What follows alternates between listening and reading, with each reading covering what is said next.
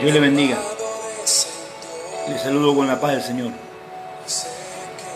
En esta mañana, dándole gracias a Dios por un día más que nos permite estar en esta tierra vivos, humanamente hablando vivos. Entendemos que la vida va más allá de la vida humana. La vida está en Dios, por Dios y para Dios. Quiero compartir una palabra, una reflexión. Esta mañana la profeta del ministerio hablaba acerca de la adoración. Y uno reflexionando acerca de la adoración que a veces nosotros queremos adorar a Dios. El problema es que no sabemos cómo adorar a Dios. No tenemos idea de cómo adorar a Dios. Quiero hablar un tema contemporáneo de lo que estamos viviendo. La Biblia dice en el libro del Evangelio de Juan que Dios anda buscando adoradores. La palabra clave es Dios anda buscando. Muchos de nosotros buscamos a Dios, vivimos buscando a Dios, estamos siempre buscando a Dios. Cuando lo más sencillo sería adorar para que Dios me encuentre. Adorar para que sea Dios el que me busque. Adorar para que sea Dios el que esté conmigo. ¿Cuándo alaban a Dios allí donde están? Entonces, vamos a hablar de este tema, vamos a tocar este tema medio lo podamos hacer. Y vamos a declararle al Señor hoy algo poderoso, porque necesitamos tener un encuentro con el Dios de la vida. Estamos viviendo momentos difíciles, estamos viendo el desastre que está haciendo el huracán Dorian, está atacando lo que es el Centroamérica, la zona caribeña, y nosotros podemos orar, podemos clamar a Dios por misericordia. El problema está cuando no entendemos, digamos, los tiempos de Dios, el cumplimiento de su palabra, y cuando no entendemos qué verdaderamente mueve la mano de Dios. Hemos oído muchísimas prédicas, muchísimas enseñanzas, leemos libros acerca de la adoración. El problema no consiste en saber solamente qué es adoración, sino que el problema más grave, creo yo, que tiene que ver con conocer a quién adoramos. Porque el ser humano es muy tendiente a globalizar su respuesta o la palabra que suelta. Adoramos a Dios. Encerramos todo en una palabra, Dios. Sí, y está bien adorar a Dios, es bueno adorar a Dios. La pregunta sería, ¿quién es Dios para ti? ¿Quién es Dios? En estos días atrás he estado hablando acerca de que muchos tienen a Dios encerrado en una Biblia. Porque hay gente que no conoce a Dios, hay gente que habla de Dios, hay gente que predica de Dios, hay gente que vive hablando de Dios, pero no conoce a Dios. Mucha gente no conoce a Dios. Entonces yo quiero tocar un tema que para muchos es tabú. Esto que yo voy a hablar, que voy a predicar, mucha gente no acepta este tipo de prédicas porque dice que confunde. En realidad, la confusión ya está instalada en la iglesia. Cuando la palabra profética en Isaías 60 dice que tinieblas cubrirán la tierra, está hablando de ignorancia. La tiniebla es la ignorancia. Es lo que te cega, es lo que no te deja ver. La tiniebla es lo que trae confusión. Ya está instalado. Pero la palabra dice, mas sobre ti resplandecerá la luz de Jehová. Tú eres la luz sobre la cual Dios derrama sabiduría y conocimiento. Tú eres la luz que declara la verdad de Cristo. Por eso, amados hermanos, es muy meticuloso entender la palabra de Dios en estos tiempos. No podemos hacer oídos sordos a lo que está ocurriendo en el mundo, porque lo que ocurre en el mundo es el reflejo de lo que ya está establecido en la eternidad. Para los que entienden lo que significa la palabra de Dios, para los que entienden lo que significa la gloria del Señor, para los que entienden lo que significa la verdadera adoración, la adoración que conmueve los estados, que conmueve las naciones de la tierra, la adoración que hace que descienda en favor tuyo la voluntad de Dios. Usted imagínese esto. Quiero que me acompañe en el libro de Apocalipsis capítulo 4. El título es Adoración en el cielo. Voy a tomar lectura en el nombre de Jesús. Dice la palabra del Señor allí. Entonces, mientras miraba, vi una puerta abierta en el cielo y la misma voz que había escuchado antes me habló con un toque de trompeta. La voz dijo, sube aquí y te mostraré lo que tiene que suceder después de esto. Primer punto. Lo que a continuación vamos a ver está enmarcando una revelación. Lo que el escritor del Apocalipsis va a detallar en este momento es algo que va a revelar algo, que va a traer a revelación algo. Entonces yo tengo que tener conciencia de que lo que voy a leer ahora es revelación. No es mi imaginación, no es como yo creo solamente, sino que tiene que ver con que se me revele verdaderamente. Entonces dice en el versículo 2, Apocalipsis 4, versículo 2, dice, y al instante yo estaba en el Espíritu. Punto 1. Esto, a menos que tengas una relación con el Espíritu, no podrás ni verlo ni entenderlo. Yo estaba en el Espíritu y vi un trono en el cielo y a alguien sentado en él. El que estaba sentado en el trono brillaba como piedras preciosas, como el jaspe y la cornalina. El brillo de una esmeralda rodeaba el trono como un arco iris. Lo rodeaban 24 tronos en los cuales estaban sentados 24 ancianos.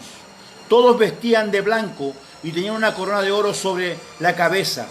Del trono salían relámpagos, estruendos de truenos. Delante del trono había 7 antorchas con llamas encendidas.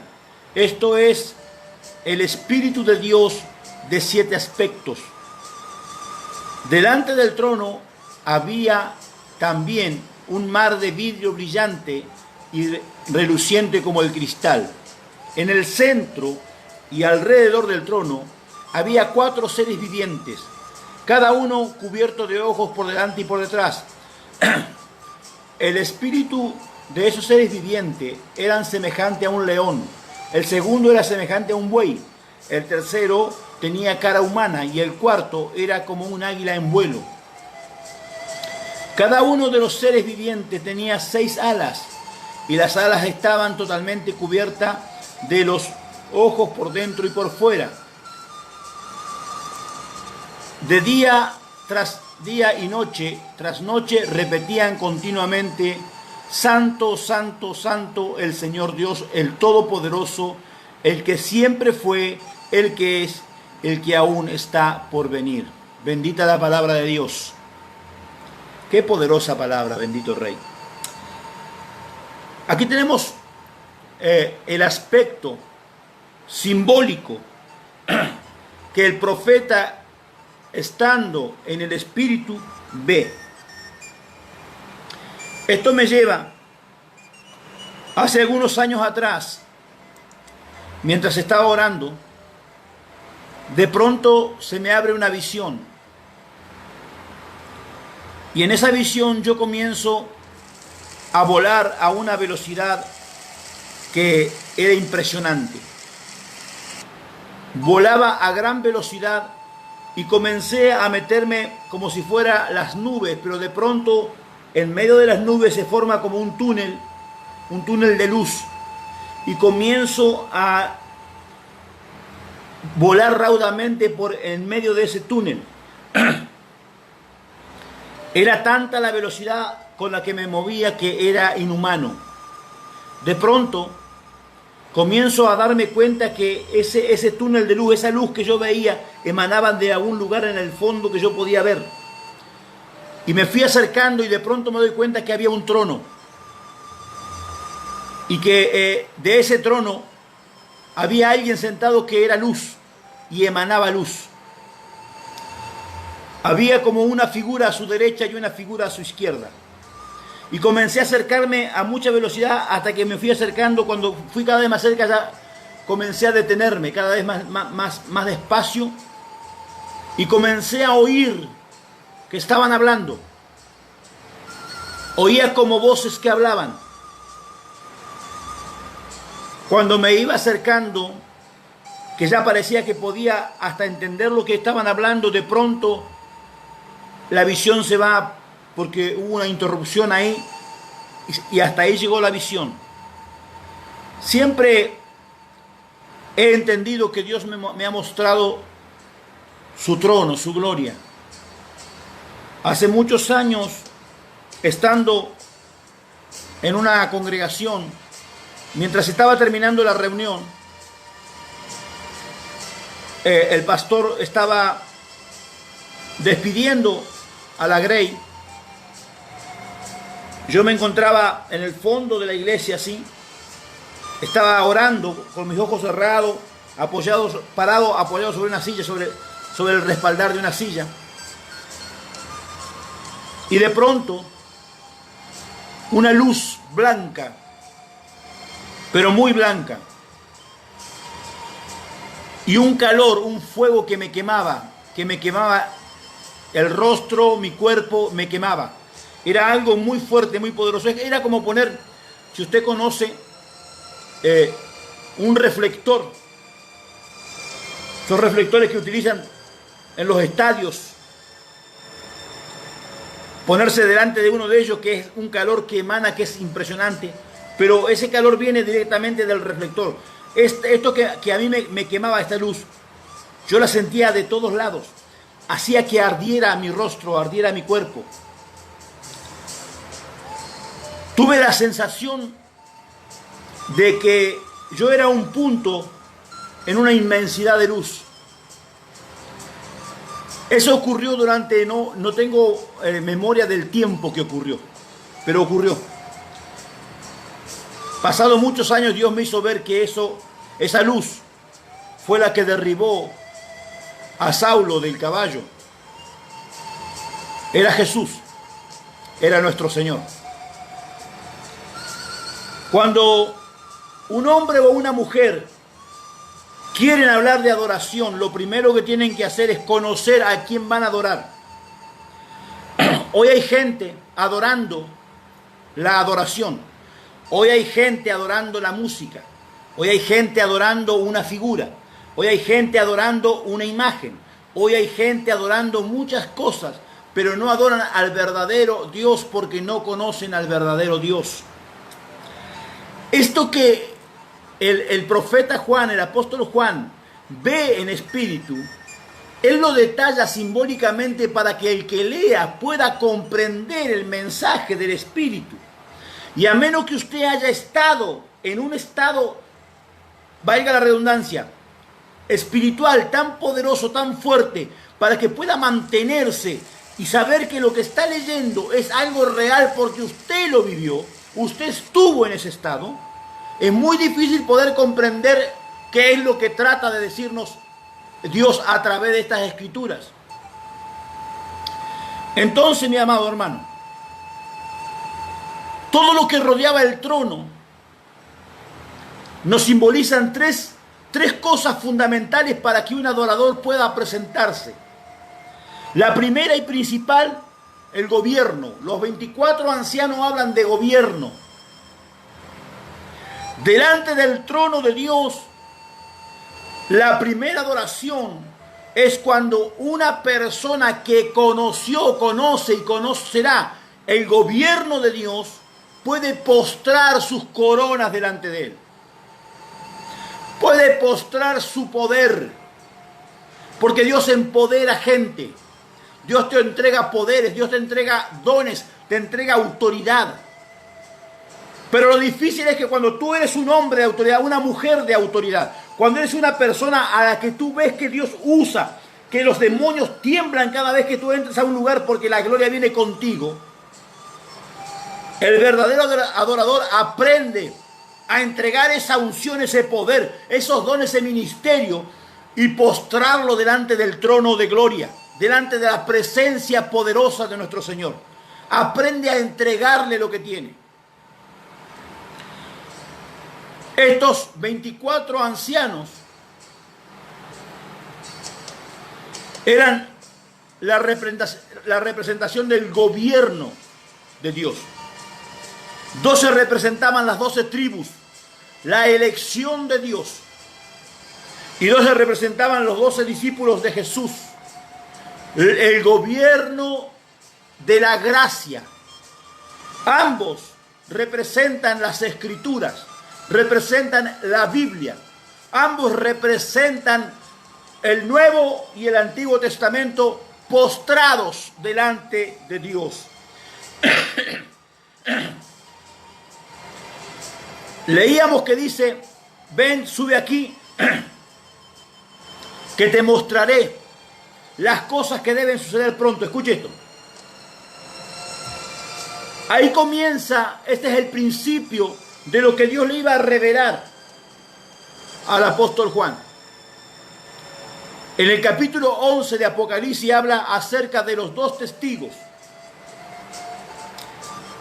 Y en ese capítulo nosotros podemos ver que Dios habla acerca de estos dos testigos con una autoridad para abrir y cerrar los cielos, con una autoridad impresionante, una autoridad solamente delegada por Dios.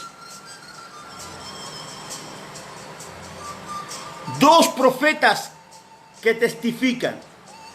Pero cuando yo entiendo que lo que está describiendo Juan es simbolismo, no puedo estar buscando a dos profetas para que a veces se me revele el Apocalipsis, porque él toma la figura de dos profetas para que la gente entienda.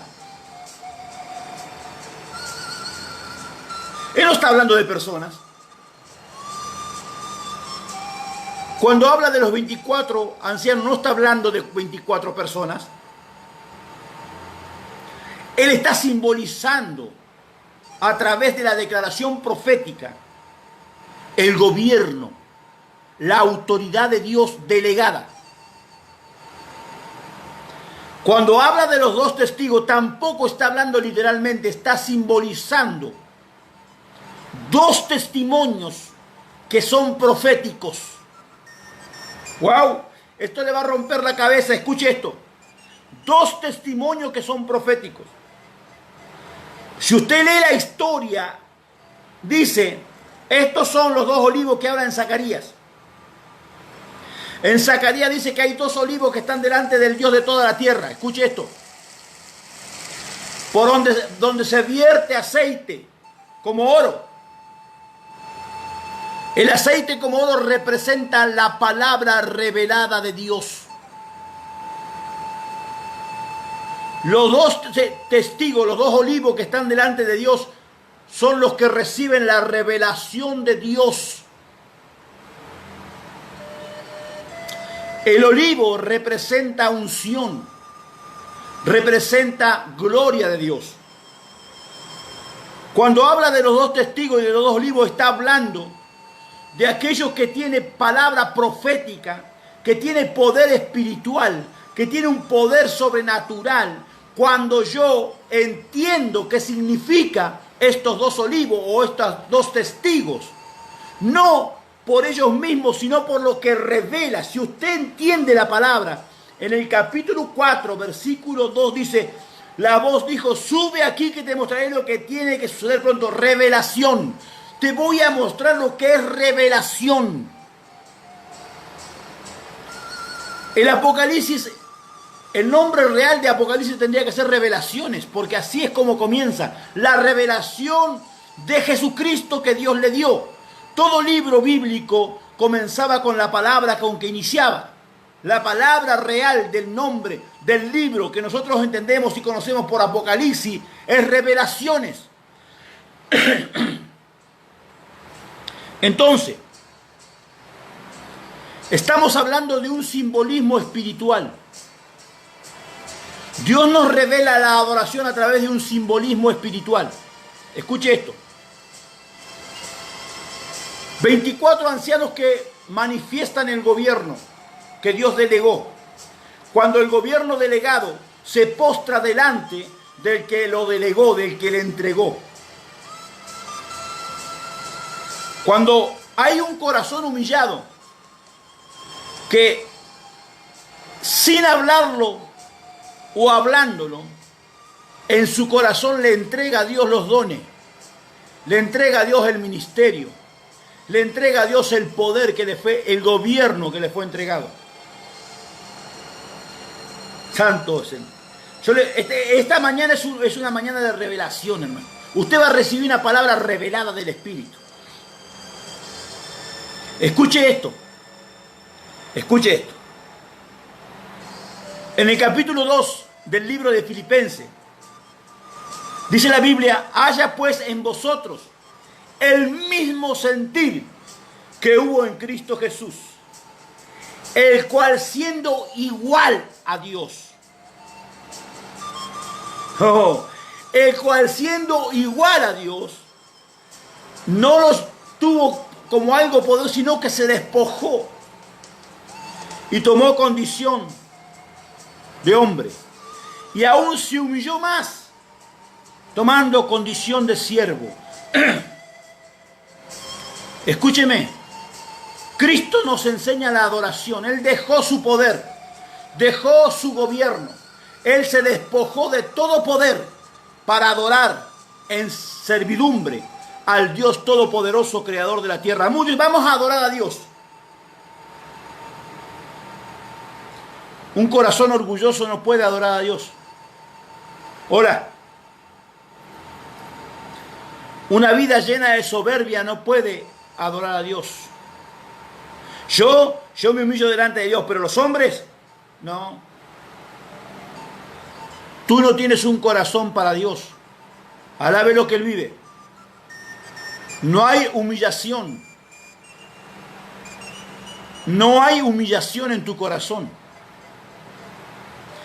Dios bendice al corazón humillado. Dios acepta la adoración del corazón humillado, no del soberbio, del altivo. Hoy tenemos una iglesia llena de gente con orgullo, con altivez, y quieren adorar a Dios. No aceptan que nadie les enseñe nada, no aceptan que nadie les diga nada, no aceptan que nadie les diga, mira, podrías, no. Yo soy un siervo de Dios, yo soy una sierva de Dios. Porque Dios se equivocó. En vez de haber puesto al apóstol Hugo ahí, tenía que haber puesto a mí. ¿O no? Porque Dios se equivocó. En vez de haber puesto el pastor, me tenía que haber puesto a mí, porque el pastor ese no sabe nada. Porque Dios se equivocó. No, lo que se equivocó es tu orgullo. Es tu vanidad. Porque si ahí hay un pastor y tú eres uno que se congrega en esa iglesia, es porque Dios sabe que tu corazón no está preparado para ser un pastor. Alabe lo que Él vive. Él sabe que tienes un corazón lleno de orgullo, porque el que está sentado siempre haría las cosas mejor que el que está ministrando. El que está sentado en la iglesia siempre es el que hace las cosas mejor. Yo lo hubiera hecho diferente, yo hubiera predicado diferente, yo hubiera administrado diferente, ¿Y por qué no lo haces? Porque Dios conoce el corazón, no lo que se representa hacia afuera. La adoración comienza en el conocimiento del corazón. Cuando yo tengo un corazón para Dios, Dios mismo me va a llevar al lugar de privilegio.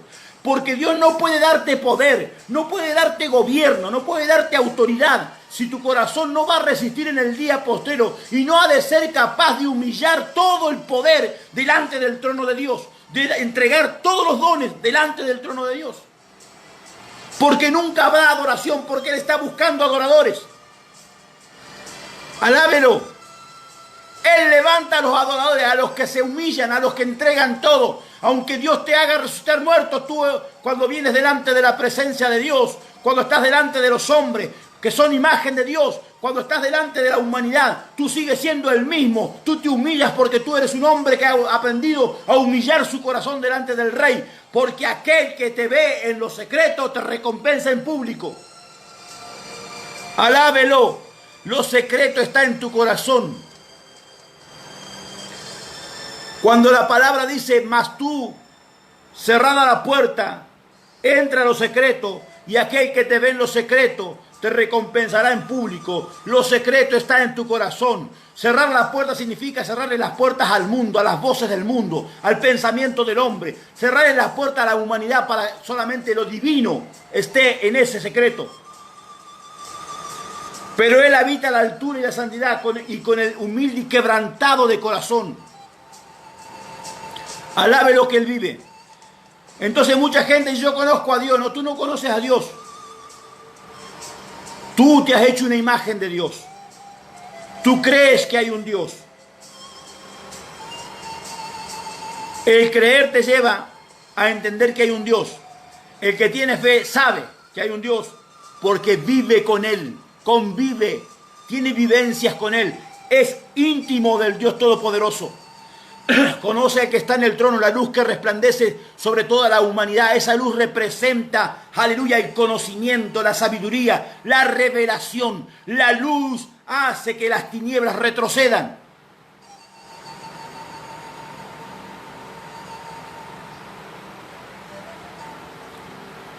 Un día le voy a hablar acerca de 2 testigos.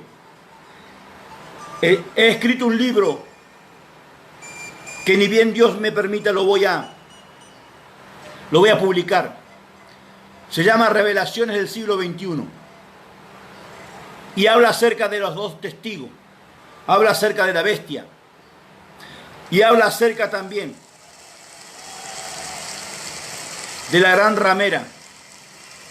Pero ahora lo que me atañe en este momento tiene que ver con la verdadera adoración. El verdadero adorador, lo primero que sabe es que debe entregar su gobierno. El segundo punto, y que es algo que tengo que tener siempre en cuenta, dice que alrededor de él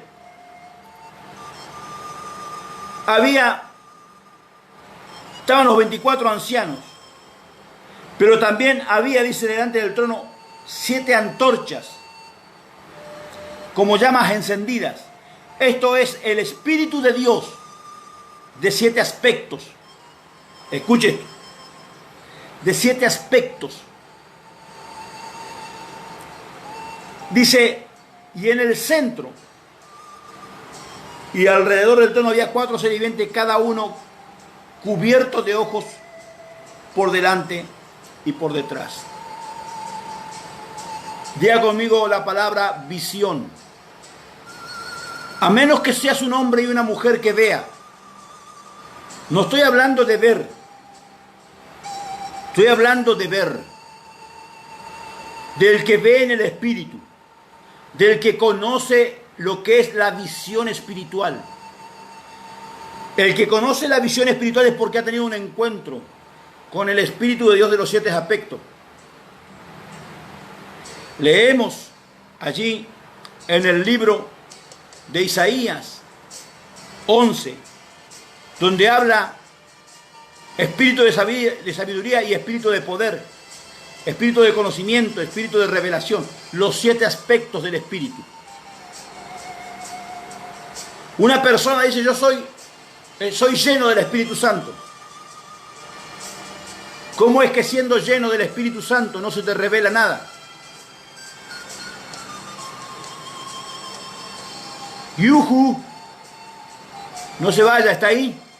¿Cómo es que siendo lleno del Espíritu Santo no haya sabiduría en ti? No haya conocimiento, no haya revelación. Hay personas, hermano, que recibieron el bautismo del Espíritu Santo. Y cuando recibieron el bautismo del Espíritu Santo, ellos creyeron que estaban llenos del Espíritu Santo. La palabra bautizar significa sumergirse. Una cosa es que tú te sumerjas en el Espíritu. Otra cosa es que el Espíritu se sumerja en ti. Alabe lo que Él vive. Tú te sumergiste en el Espíritu Santo, pero si te quedas bajo te mueres. Hola, no puedes respirar. Tienes que salir afuera porque la inmersión hace. Cuando tú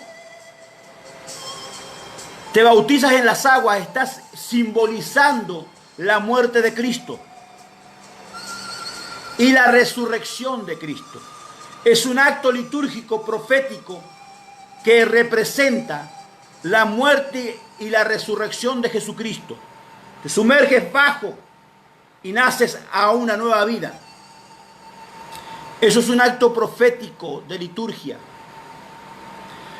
La inmersión que Dios hace referencia tiene que ver con la del Espíritu Santo. Tú te sumerges en Él. ¿Para qué?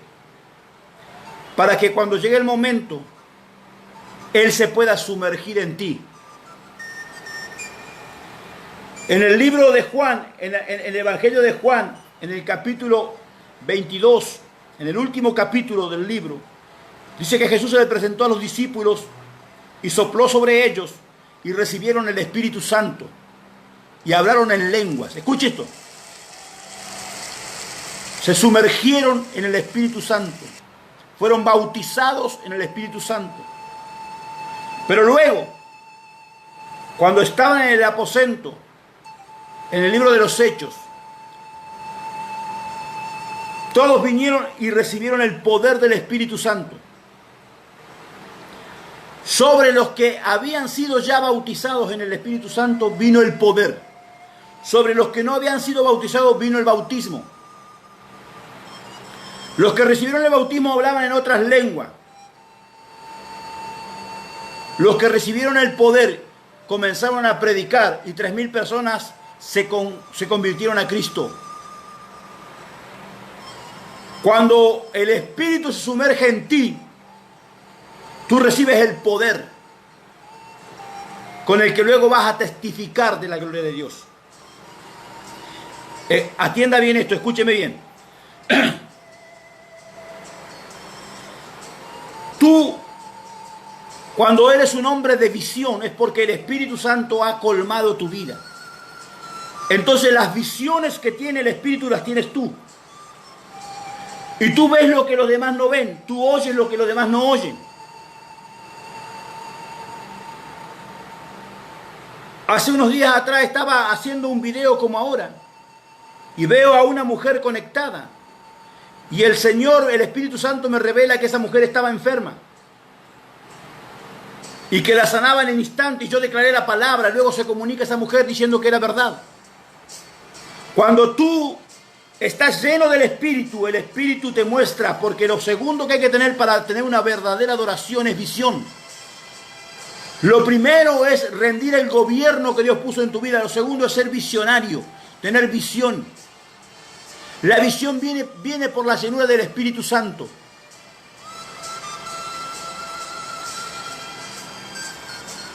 Lo tercero es saber que Dios es Dios las 24 horas del día. Una verdadera adoración es aquella que nunca se aparta de ti. Aun cuando tú haces lo malo, la verdadera adoración en el que hombre de Dios está siempre presente. Escuche esto porque esto le va a romper la cabeza. El apóstol Pablo, un hombre adorador, un hombre lleno de Dios, un hombre con sabiduría, revelación, visionario, escribió la mayoría de los libros del Nuevo Testamento fueron escritos por Pablo. Un hombre de visión, un hombre lleno de Dios, que siempre ponía su cuerpo y su vida en humillación. Aprendía a vivir con mucho y con poco. Se hizo esclavo, fue prisionero. Un hombre que aprendió a entregarle el gobierno a Dios. Un adorador. Pero ese hombre que vivía 24 horas para Dios tenía un aguijón. Reciba esta palabra, escuche esto. Tenía un aguijón, un emisario de Satanás, primer punto, un dardo del enemigo, un demonio. Hola, ¿usted sabe lo que es un emisario de Satanás? Es un dardo, y un dardo significa un demonio, que de vez en cuando venía y lo abofeteaba. Dice que él le clamó a Dios para que Dios lo liberara. Y Dios le dijo, bástate mi gracia. Lea la Biblia, usted va a encontrar que la gracia vino para cubrir pecados. Hola, aleluya. La gracia vino para que usted haga lo que es imposible que usted pueda hacer. La gracia vino porque el hombre natural no podía cumplir con toda la ley de Dios. Porque en la ley de Dios el que pecaba moría.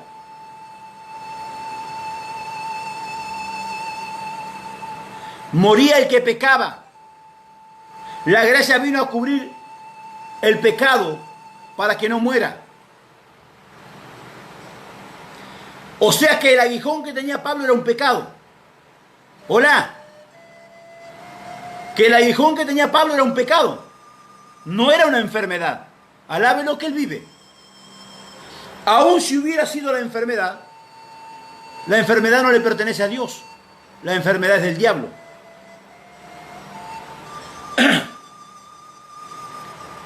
Dice la historia que Pablo tenía problemas en la vista, que era míope, corto de vista, que no podía ver bien. Pero ese pecado era consecuencia. Si usted imagina el momento en que Pablo, cuando era Saulo, se encuentra con Dios, lo primero que Dios le hace es lo de dejarlo ciego. Cuando va Ananías, el profeta, a orar por Saulo, quien estaba clamando y había visto en visión a un hombre llamado Ananías que venía a traer, oraba por él y él recibía la vista y el bautismo del Espíritu Santo, se le cayeron como escama de los ojos.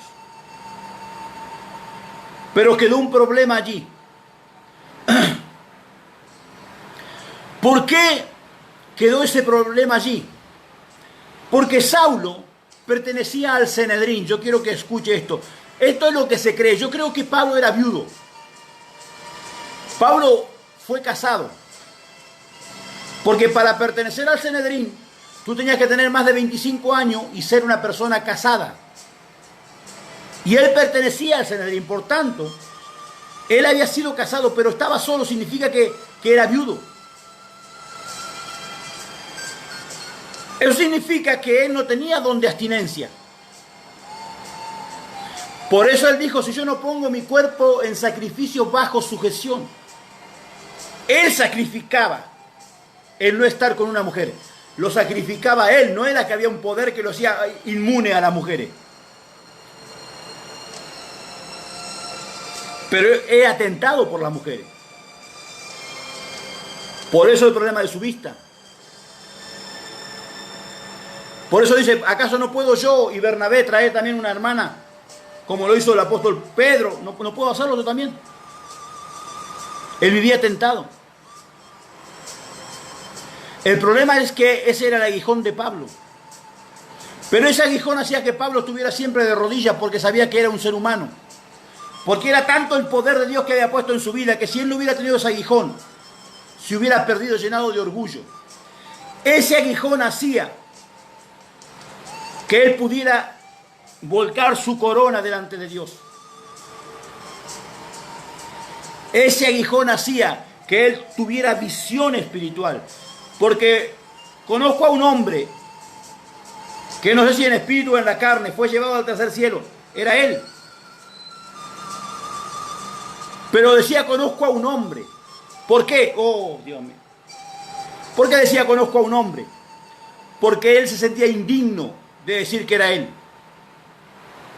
Porque él era un hombre normal y común, pecador, como usted y como yo, pecadores. Entonces tomó como, literalmente como una expresión en tercera persona. Conocía a alguien. La verdadera adoración tiene 3 factores fundamentales. Rendir tu poder, tu gobierno a Dios, ser un hombre humilde, de verdad. Ser un hombre visionario. Reconocer quién eres delante de Dios. Somos imperfectos pecadores. La Biblia dice, Elías era un hombre sujeto a pasiones. Elías era un pecador como nosotros. Era un hombre sujeto a pasiones. Era un pecador como nosotros. Imagínese casi 3 años con la viuda solo ya.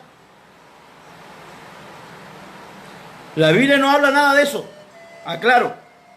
Pero usted imagínese ese cuadro. Pero aún así él oró fervientemente y Dios respondió.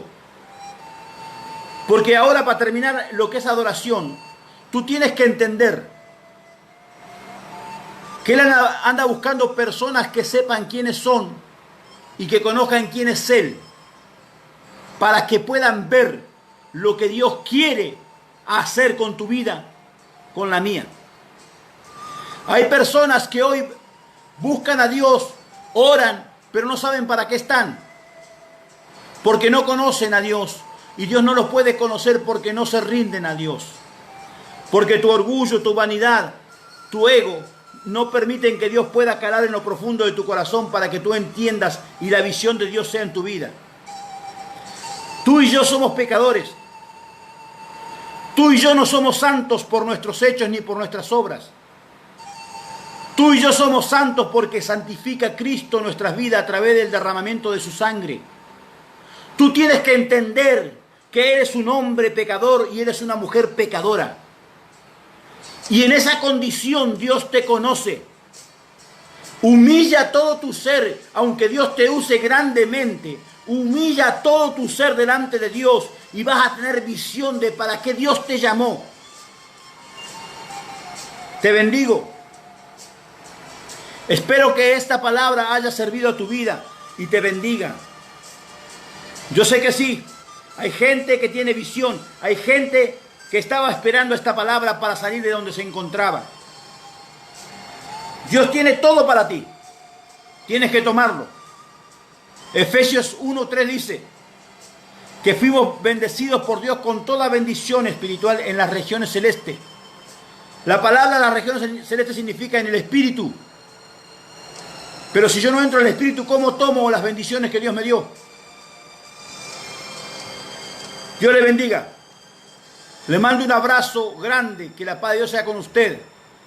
Desde Soledad, Barranquilla. Soy el profeta y apóstol Hugo Urquiza. Shalom. Un gusto saludarlos.